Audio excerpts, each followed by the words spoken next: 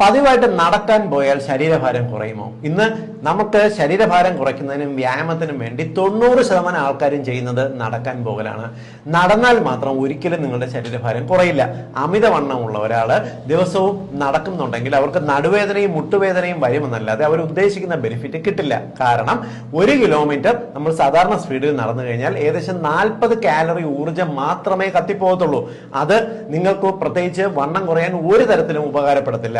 Wait കുറയണമെന്നുണ്ടെങ്കിൽ ഏറ്റവും കുറഞ്ഞത് നിങ്ങൾ 1 കിലോമീറ്റർ ഓടുകയെങ്കിലും ചെയ്യണം. നമ്മൾ മിതമായിട്ടുള്ള സ്പീഡിൽ 1 കിലോമീറ്റർ ഓടുന്നുണ്ടെങ്കിൽ ഏകദേശം 70 മുതൽ 100 കാലറി വരെ ഓട്ടത്തിൽ ശരീരത്തിൽ നിന്നും ബേൺ ആകുകയും ഇത് ശരീരഭാരം കുറയ്ക്കാൻ സഹായിക്കുകയും ചെയ്യും. അങ്ങനെ നടത്തവും ഓട്ടവും കൂടി ചേർന്നിട്ടുള്ള ഒരു വ്യായാമമായിട്ട് മുന്നോട്ട് പോയാൽ മാത്രമേ നിങ്ങൾക്ക് നടത്തത്തിലും ഓട്ടത്തിലും അല്പമെങ്കിലും ശരീരഭാരം കുറയ്ക്കാൻ സാധിക്കത്തുള്ളൂ.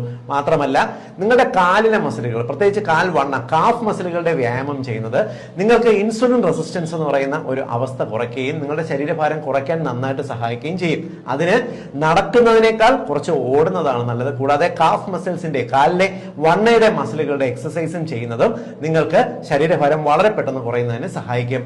പതിവായിട്ട് വണ്ണം കുറയ്ക്കാൻ നടക്കുന്നവരുടെ അറിവിലേക്ക് ഈ സത്യം ഒന്ന് ഷെയർ ചെയ്തോളൂ.